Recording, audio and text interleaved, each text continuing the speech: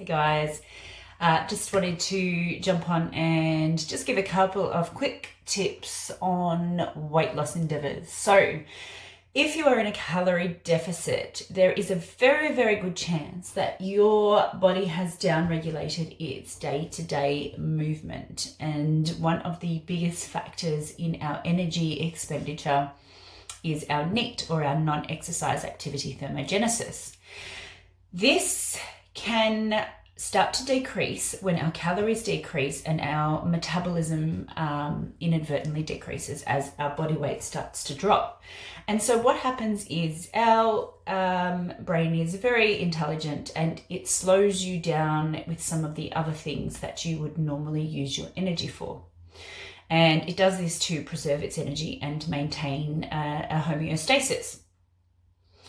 So without you actually realizing, you would be doing less. You would be fidgeting less, you would be blinking less, you're less likely to have as many steps or have the motivation to walk.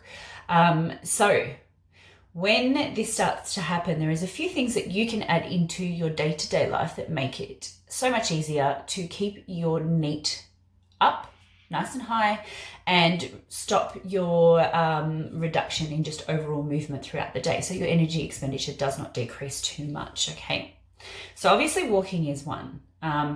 Now it's not technically NEAT, but keeping your steps higher is a really good way to make sure that we're meeting our energy expenditure is not sort of dropping too low along with the calories. So walking is one.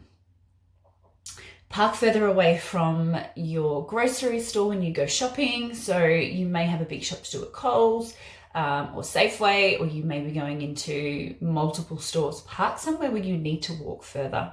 So that's another good one. Now, another thing that I do is when I'm doing washing or I'm doing dishes, rather than, we've all done this, and this is the same with the shopping as well. So when you go to bring in your shopping, instead of trying to carry 30 bags at once, which we all do, it's really the only reason that we lift, carry them one at a time. Because if you're taking 10 trips in from the car, from the boot of the car into your kitchen, popping that bag down and then coming back out, then that's an exponentially larger amount of steps. So, and that's just a small moment in your day. It may take you only 2 or 3 minutes more. When you're unpacking the dishwasher, or you're doing the dishes and you're taking the plates back to put into the cupboard, do it in steps. So do a few, come back, walk, walk, walk, walk. Same with your washing.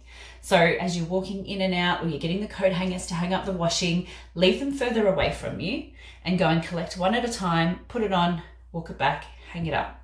Now, these seem like very, very small efforts. So it's not something that you need to actually consciously think about.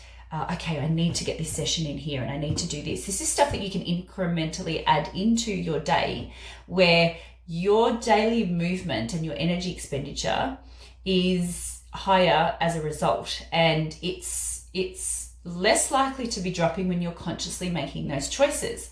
So the next time that you need to get a task done around the house, make a point to walk some more from point A to point B for whatever reason, whether that's doing things, hanging up one t-shirt at a time, walking from, the cupboard to get a cooking ingredient and then bringing one out and then going back to get the other one, rather than sort of bringing out 5 or 6 at the same time. So those little things there, they're very low mental load. It's just something that you sort of make a decision on in that particular point in time. You go and you carry that out, and it creates a lot more movement within your day, without you actually having to set aside a time for training or a walk. Monitoring steps is obviously very, very beneficial, but little things like this can add up, and they're very low hanging fruit. They're easy to achieve. You don't have to think too much about them. It's just a small decision of going, okay, how can I make this involves a little bit more movement than it normally would? And I think we all try and find the easiest way to get from point A to point B. So if we're cooking or we're hanging things out, we want to try and carry everything all at once. Don't do that. Scale it back. Go one item at a time or 2 items at a time, and actually get those extra bits of movement in. Number one, you'll feel better for it because you won't be as sluggish when you're moving as much as you move. And I think sometimes when we're in that calorie deficit and our body starts to downregulate and we start to reduce, we unconsciously reduce that movement.